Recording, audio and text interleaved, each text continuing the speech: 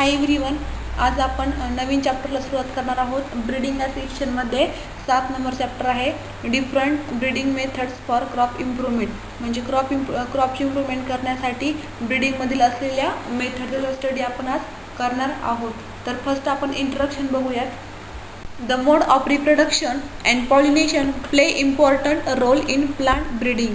म्हणजे मोड of pollination आणि reproduction हे प्लांट ब्रीडिंगसाठी महत्त्वाचे आहेत. कारण प्लांट ब्रीडिंगचे काही व्हरायटी आहे तर ते डेव्हलप करण्यासाठी पॉलिनेशन आणि रिप्रोडक्शन या दोन्हीही कन्सेप्टचा विचार केला जातो. म्हणून म्हटलं की these are important role in plant breeding. म्हणजे त्या प्लांटचं रिप्रोडक्शन कशा प्रकारे होते किंवा पॉलिनेशन हे सेल्फ होते की क्रॉस होते, त्याचप्रमाणे प्लांटचं रिप्रोडक्शन हे व्हिजिटेटिव्ह आहे की असेक्स्युअल आहे किंवा सेक्स्युअल आहे, या सगळ्या बाबींचा विचार प्लांट ब्रीडिंगमध्ये केला जातो.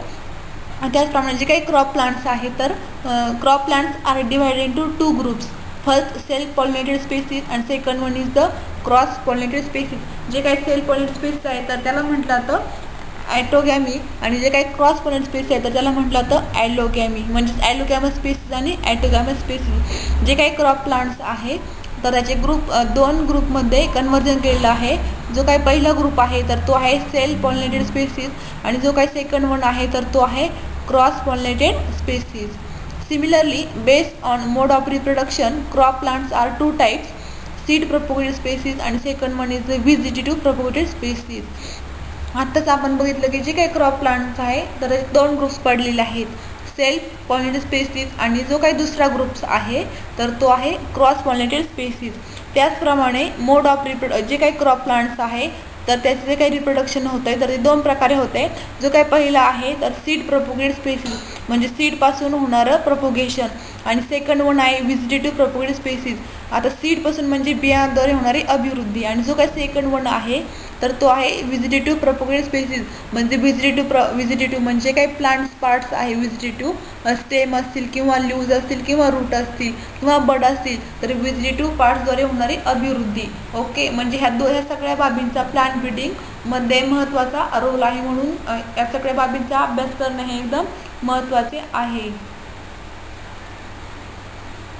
The crop plants are divided into 3 groups, self-pollinated species, second one cross-pollinated species आणि third one vegetative/asexually propagated species. म्हणजे बघा जे काही क्रॉप प्लांट्स आहे तर त्याचे पुन्हा 3 ग्रुप्स पडलेले आहे. जो काही पहिला ग्रुप्स आहे तर तो आहे सेल्फ पॉलिनेटेड स्पेसीज म्हणजेच काय ॲटोगॅमस स्पेसीज. सेकंड वन आहे क्रॉस पॉलिनेटेड स्पेसीज म्हणजेच ॲलोगॅमस स्पेसीज आणि थर्ड वन व्हिजिटेटिव्ह, त्यालाच म्हटले जाते असेक्स्युअल प्रोपोगेटेड स्पेसीज. म्हणजे त्यामध्ये आता आपण 3ही स्पेसीजचे कॅरेक्टर बघणार आहोत. तर फर्स्ट असेल सेल्फ पॉलिनेटेड म्हणजेच काय ॲटोगॅमस स्पेसीज, त्यानंतर सेकंड वन आहे क्रॉस पॉलिनेटेड स्पेसीज आणि थर्ड वन आहे असेक्स्युअल म्हणजेच व्हिजिटेटिव्ह प्रोपोगेटेड स्पेसीज. आता self pollinated species main features बघताना ज्या प्लांटचं पॉलिनेशन हे सेल्फरित्या होते किंवा सेल्फ पॉलिनेशन होते तर त्याच्यामध्ये ते असतील सेल्फ पॉलिनेटेड स्पेसीज. त्याचप्रमाणे म्हणजे ज्या प्लांट्समध्ये क्रॉस पॉलिनेशन होते तर त्याला त्या स्पेसीजचं म्हटलं येईल क्रॉस पॉलिनेटेड स्पेसीज किंवा मग ॲलोगॅमस स्पेसीज. आणि ज्या प्लांट्समध्ये असेक्स्युअली किंवा व्हिजिटेटिव्ह प्रोपोगेशन होते तर it is called as a vegetative asexual propagated species. तर फर्स्ट आपण डिस्कस करूयात self pollinated species. Main features of the self pollinated species म्हणजे जे काही सेल्फ पॉलिनेटेड स्पेसीज आहेत त्याचे आपण मेन फीचर्स बघूयात. तर फर्स्ट आहे these are self fertilising species. म्हणजे ह्या ज्या काही स्पेसीज आहेत त्याचे काही फर्टिलायझेशन आहे तर ते सेल्फ होतं. फर्टिलायझेशन म्हणजे काही fusion of the male and female gametes. म्हणजे जेवढ्या काही सेल्फ पॉलिनेटेड स्पेसीज आहेत त्याचे काही फर्टिलायझेशन आहे तर ते सेल्फ फर्टिलायझेशन होत असते.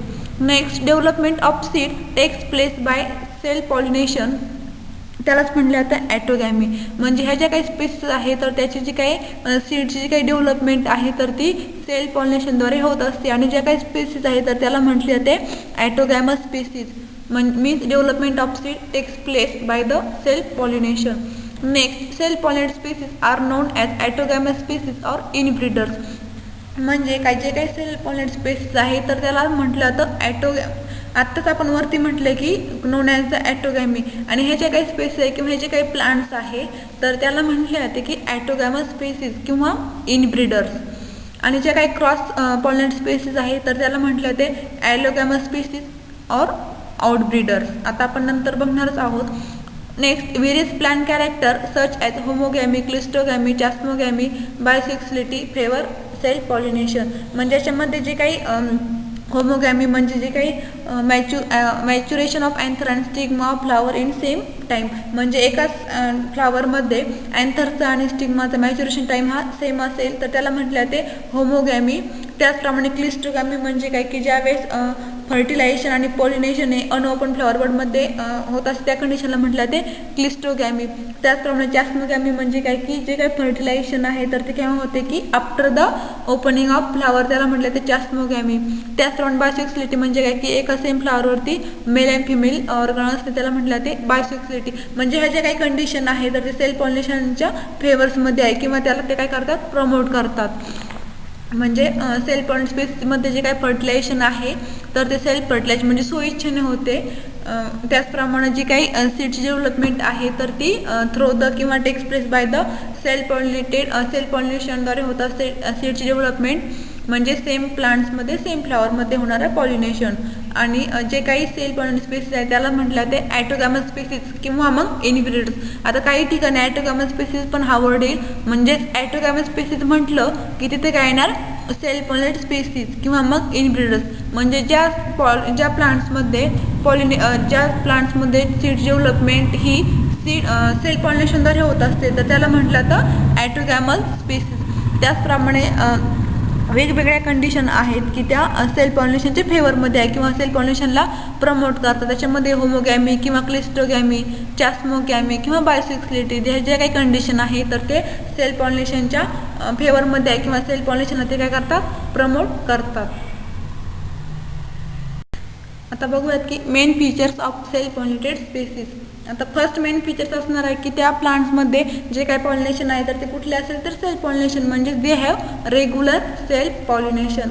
2 नंबरचं मेन फीचर्स आहे they have homozygous and have advantages of homozygosity. आता होमोझायगस म्हणजे काय की सिमिलर अलील फॉर जीन. आता जे काही क्रॉस पॉलिनेटेड असेल तर तिथे काय असणार आहे हिट्रोझायगस आणि सेल्फ पॉलिनेशनमध्ये homozygous why because there is the pollination takes place between same plants that are the homozygous and have advantages of homozygosity. Next, 3 नंबरचं कॅरेक्टर आहे inbreeders do not have recessive deleterious recessive gene. आता inbreeders म्हणजे काय autogamous species म्हणजेच self pollinated species. त्याच्यामध्ये कुठल्याही प्रकारचा डिलिटरीस म्हणजे काय की जे काही हार्मफुल म्हणजे धोकादायक जे काही रिसेसिव्ह डिलिटरीस जीन आहे तर ते आढळून येत नाही. Because deleterious genes are eliminated due to inbreeding by way of gene fixation.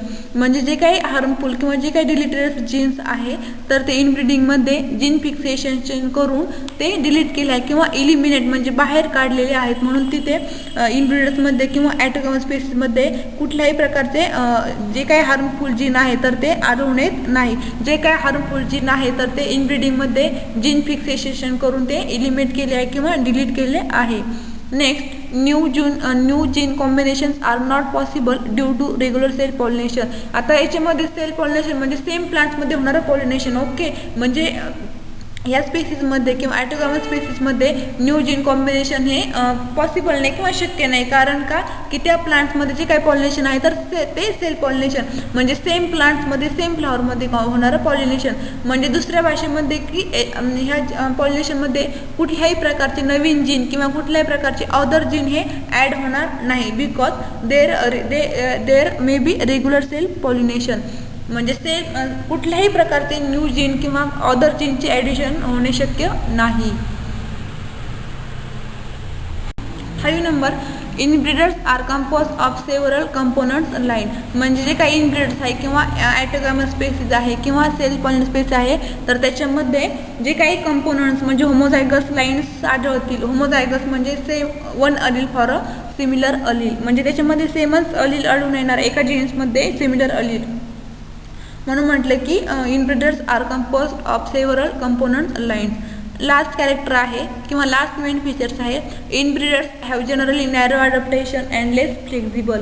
म्हणजे जे काही इनब्रीडर्सचे जे काही कॅरेक्टर आहे तर त्याचं नॅरो अडॅप्टेशन म्हणजे त्या पटकन आहे त्या कंडिशनला ॲडॅप्ट होतात आणि लेस फ्लेक्झिबल आहेत म्हणजे कमी प्रमाणात ते काय आहेत लेस फ्लेक्झिबल आहेत. बघा इन शॉर्ट की जे काही मेन फीचर्स आहे तर त्याचे एकदम सोपे मेन फीचर्स आहे. आता फर्स्ट मेन फीचर्स असणार आहे की सेल्फ पॉलिनेट स्पीसीमध्ये म्हणजेच काय की त्या प्लांट्समध्ये होणारं पॉलिनेशन हे सेल्फ पॉलिनेशन आहे. आता यासोबत आपण जर क्रॉस पॉलिनेट स्पीस जर विचार जर केला तर त्याच्यामध्ये कुठलं पॉलिनेशन असेल तर क्रॉस पॉलिनेशन असेल. त्याचप्रमाणे याच्यामध्ये की जे काही they have regular self pollination. Next की त्याच्यामध्ये दे हॅव होमोझायगस म्हणजे सिमिलर अलील असणार आहे म्हणून ते म्हटले की होमोझायगस म्हणजे one similar allele for a gene. म्हणजेच काय त्याचा काही फायदा असेल किंवा जे काही ॲडव्हान्टेज असणार आहे तर तो असेल होमोझायगोसिटी. त्याचप्रमाणे इनब्रीडर्समध्ये किंवा ॲटोगॅमस स्पेसीसमध्ये कुठल्याही प्रकारचे धोकादायक जीन किंवा डिलिटस रिसेसिव्ह जीन आढळून येत नाही. जे काही रिसेसिव्ह जीन्स असतील तर ते जे काही इनब्रीडर्स आहेत तर त्याच्यामध्ये जीन फिक्सेशन करून ते काय केले जातील इलिमिनेट केले जातील किंवा बाहेर काढून टाकले जातील.